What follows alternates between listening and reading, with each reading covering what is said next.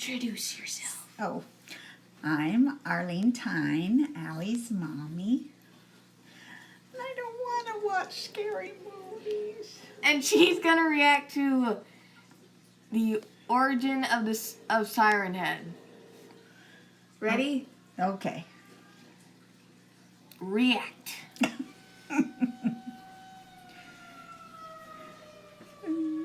I don't like scary movies. Of course it would decide to come back today, of all days. Any foggy day is fair game, but today, if it was smart enough to keep track of time, I'd say it was mocking me. Move while it being... It would have been easy to stay home that day, maybe do something useful, help paw in the fields, or hang the washing up to dry like Ma asked. But the sun was so warm and inviting. A perfect summer day like that couldn't be wasted. But even then, there's a million other things a kid could have done in a farm bathed in sunshine. Plenty of places I could have gone. Of course, they told us to stay out of the woods, but I always sneaked out, and they never stopped me. Typical kid. I thought Ma was paranoid. Who ever heard of people disappearing in those woods? That's the kind of stuff you hear in children's books. Pa gave that indifferent, listen to your mother nod whenever Ma brought it up. Probably too busy to care what she was lecturing me about. Despite it all, I figured this is real life, not some fairy tale. There's nothing but critters and mischief out there. What really sent me into the woods that day was naivete, bravery, and a girl named Caroline. Even after thinking about it all these years, I can't quite put my finger on the moment things went wrong. Maybe I just wasn't alert or observant enough. Milo sure was, though. Good old boy. His walk got more and more tense, and he started growling. He always did that when meeting new people, so it was easy to dismiss. By that time, we were getting pretty deep into the woods, and I expected her to pop out from behind a tree at any second. She was definitely nearby, but I couldn't find her. And then she started calling my name, asking me to find her.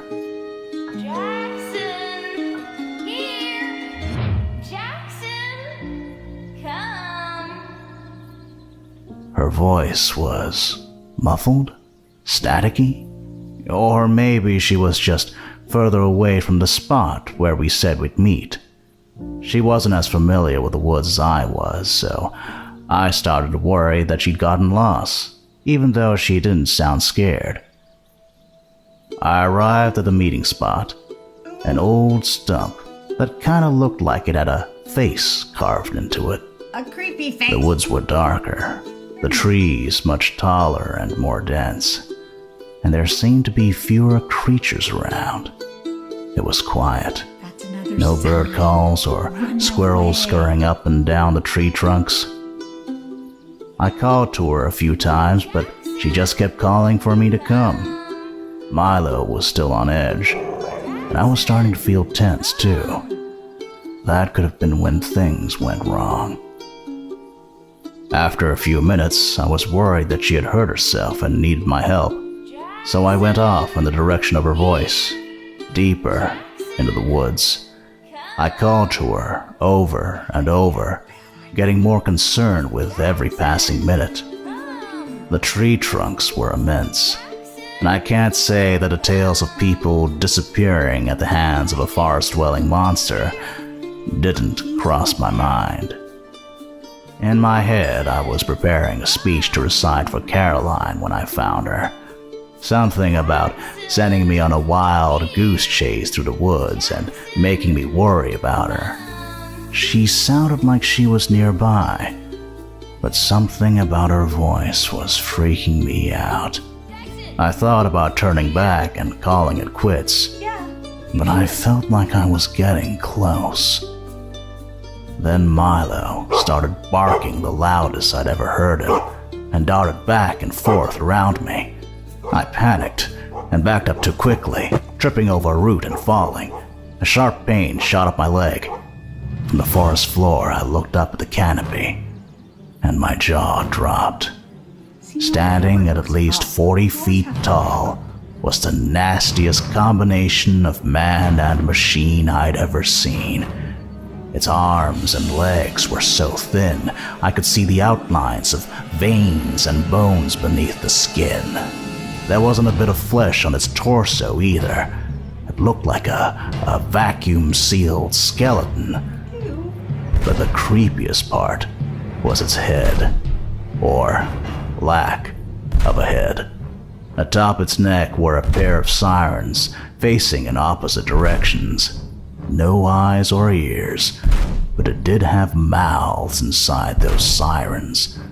And as I looked up at it, completely in shock, it turned down towards me and opened its mouths. Jackson!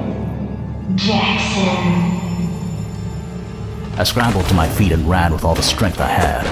Milo bulked by my side, just as afraid as I was, hearing the deafening sounds of trees cracking around me, their enormous trunks splintering and crashing to the ground. That's when the siren started blaring from the creature's head. My muscles burned and my lungs screamed for air as I burst into the clearing of our east field. Ma was standing by the truck on the far side, her mouth open in disbelief. I'm sure she could have felt the ground shaking from a mile away. Pa was already running towards me with a shotgun, but as he saw the horror that came behind me, he stopped dead in his tracks. Eyes wide, he pointed to the entrance to the tornado shelter built under the house. I didn't think that was going to be enough to keep us safe from this behemoth, but my body was giving out. The pain in my leg from falling in the woods was growing with every stride. I put everything I had into that last stretch of my sprint to the shelter. Milo managed to keep pace, and Pa ran ahead to unbolt the door. Ma broke out of a trance and scrambled towards the shelter too. The sirens blared on, though ironically there was no tornado. The door flew open and Pa dove inside. Milo leaped in ahead of me, and I stumbled in a few seconds later. It took a few beats for me to realize Ma hadn't come stumbling through the door behind me. She was running as quickly as she could manage, wild eyes staring right into mine, screaming the whole way. But the thing was faster than her. Its final step toward her shook the ground so intensely, I thought the house was going to come down on top of us. She was knocked off her feet, and its massive hand came down on top of her. I looked away, but Pa was transfixed. I'd never seen such helplessness and pain on his face. Ma cried out my name as it lifted her up, then turned to walk back towards the woods. We couldn't do anything but watch. Jackson! That'd be me. I'm the mom.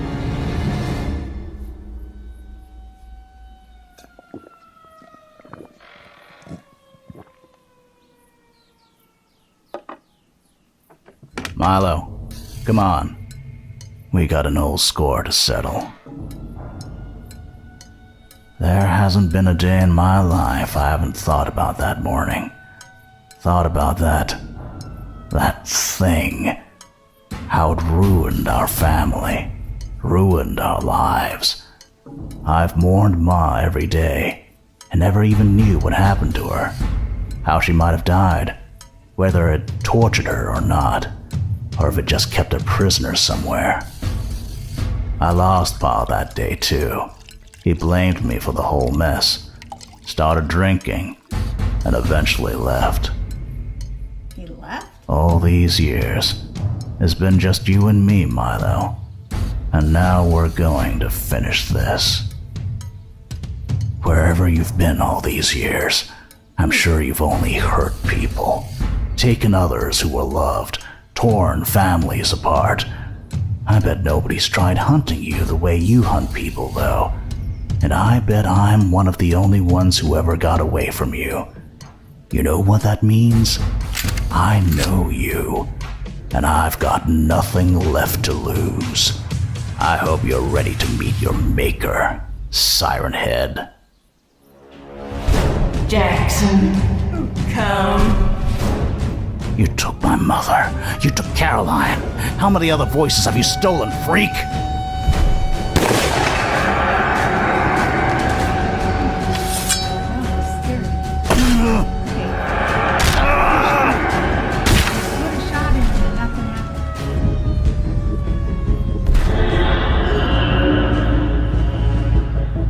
Gross. His tongue is moving.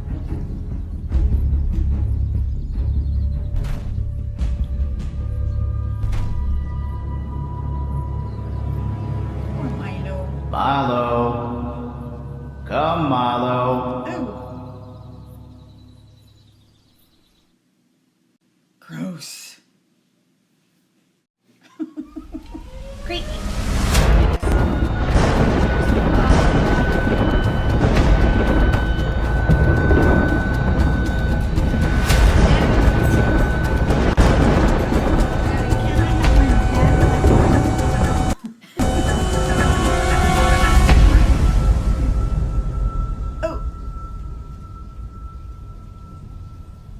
Maddie kind of looks like Milo, though. He does. She does. You look like Milo. I would listen to you, though. It's about time. Been wondering if you were gonna wake up at all. Where am I? How did I get here? Last video we have to react to. I imagine the same way I did. Him. Right. I guess I never considered it had a gender. It was always just this thing. This monster. Name's Charlotte. And if it's any consolation, I'm sorry your luck has brought you here. My name's Jackson. Same to you. What's your story? Clearly you already know about the SIRINHEAD. Have you had run-ins with him before? You could say that. You took my mom.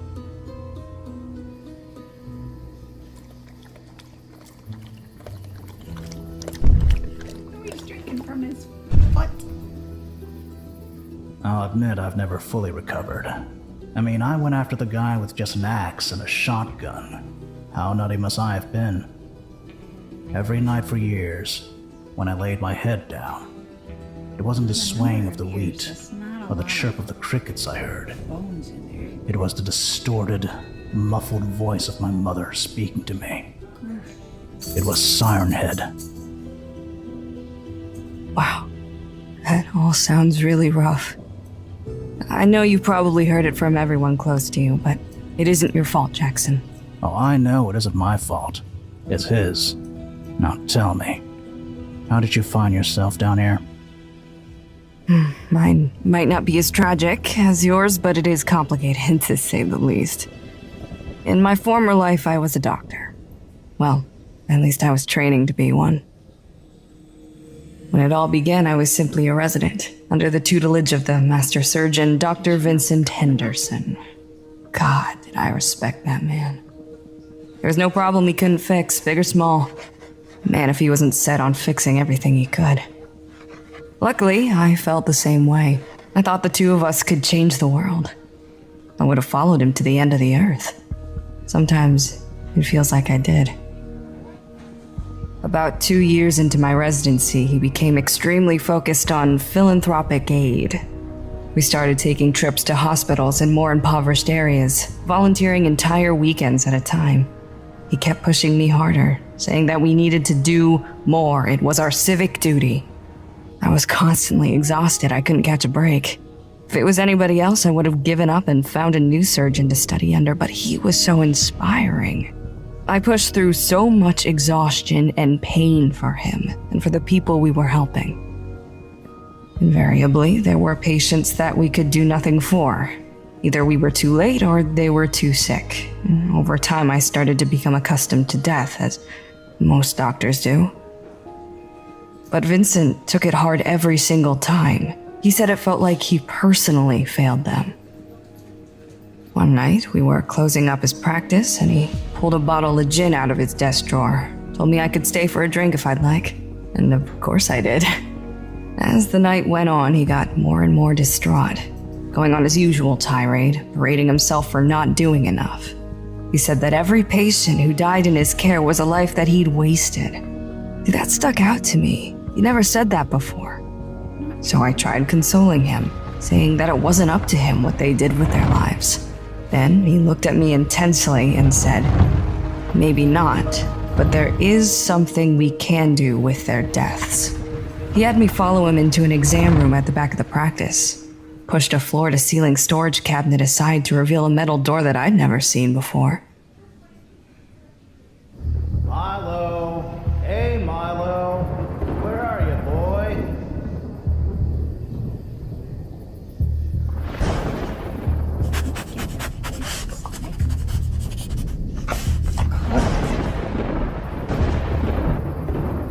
Wow. A secret room. What was in there? The room was a cold storage unit. I'd never known about it all my months of working with him. He unlocked it and ushered me inside. I remember the shock, mostly, and the smell.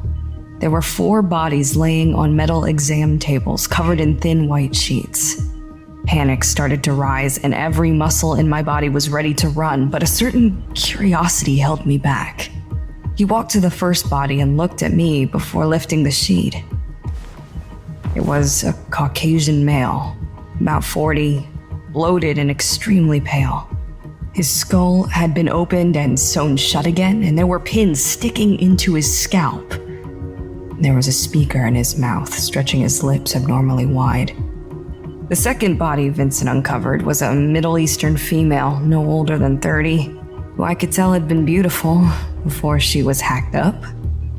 The third one was very thin, probably someone who suffered from anorexia. She was definitely less bloated than the others, but that could have been because the body was fresher.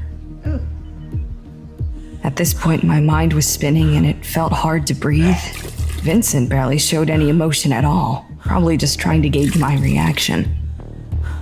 He did hesitate slightly before revealing the last body, though. I couldn't tell what it had been. The entire head had been removed. Instead of a neck, there was a metal pole sticking out from between the shoulders, and mounted on top of it was a large, cone-shaped speaker. More like a megaphone or a siren than a speaker, really. The body was completely emaciated. The skin was leathery, almost like it had been mummified. I'm gonna stop you right there. This long-winded speech of yours really just boils down to your buddy creating this monster. That's all it is, isn't it? There's more to it. Really, we... We? What do you mean, we? Just listen. Right after he showed me all of that, he explained the project to me. He needed help, he said. The 2 of us were doing all that we could, but it wasn't enough. There was still enormous suffering, even within our immediate community. Through this loss of life, he said he could build something useful, bodies to help aid us if he could reanimate them. This was going to be his greatest achievement, How would they help? and he asked me to help him. He said he was very close to finishing the project, and he was sure his next one would work, but the operation would be delicate and lengthy. He needed me. So what? You're in love with this guy, and you just do anything he asks? It was complicated. I didn't say yes right away. I said I'd need time to think it over, which he agreed to. I knew it was disrespectful to the people whose bodies he used. I knew it was unnatural. Seriously, kid, I was torn about it. I couldn't sleep at night. My devotion to him and my belief in his work were pitted against this grotesque and extremely illegal project. But he procured a body just a couple days later, and when he called on me to step up, I just couldn't refuse.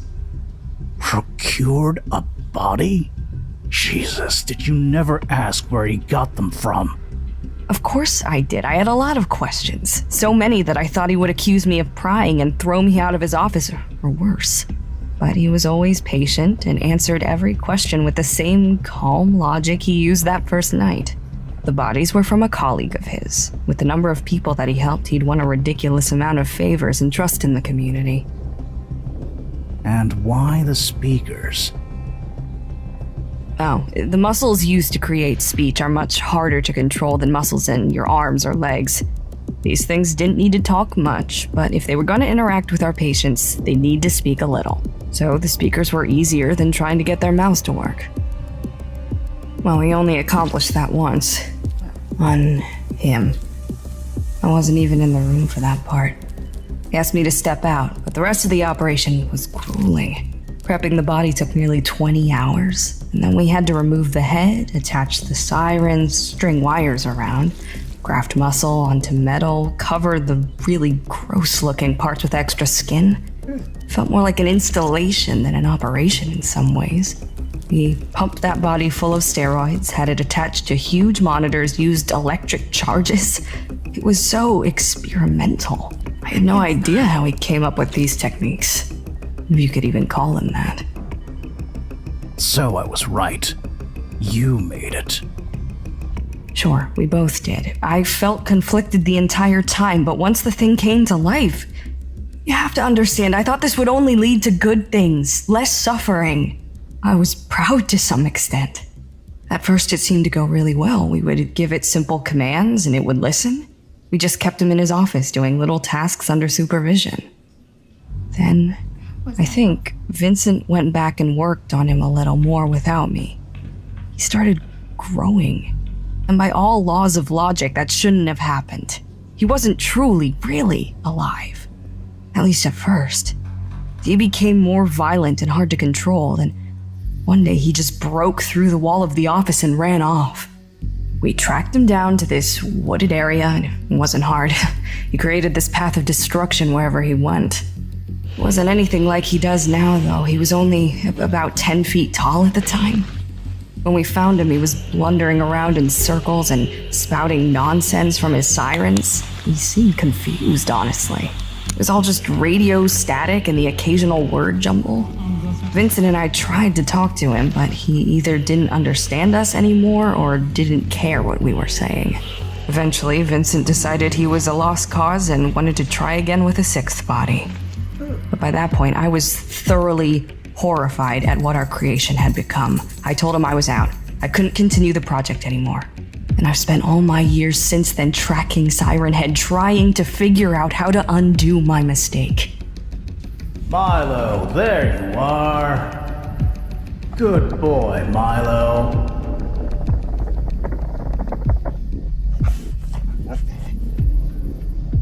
Milo?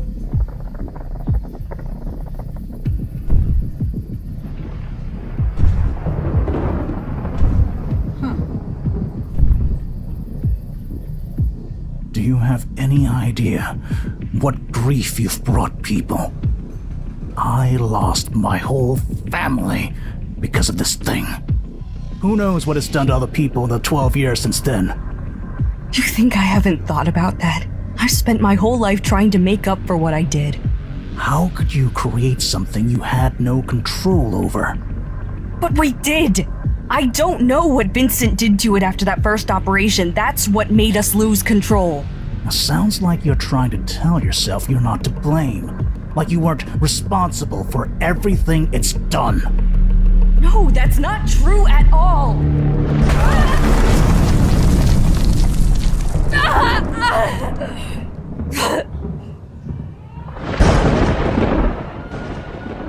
Please, you have to help me.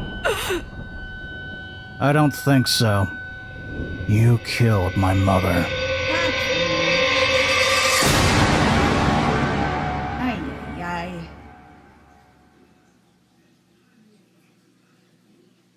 Thanks for watching the video. We are super excited to continue our SIRINHEAD story. If you'd like to help support the channel, check out our merch store at newscapepro.com. Oh, there's We also more. have a Patreon page that comes with all kinds of sweet perks. If you want to see your name on this list, check out the Patreon link in the description below. Chuko, Michael, Matthew, Pumpkin Pyromaniac, Rio, That Sex Fungi, Blake, Dylan, Scorpion, Illy, and Martin are our top supporters this week. Thanks again for watching, and we'll see you all next week for a very highly requested SCP.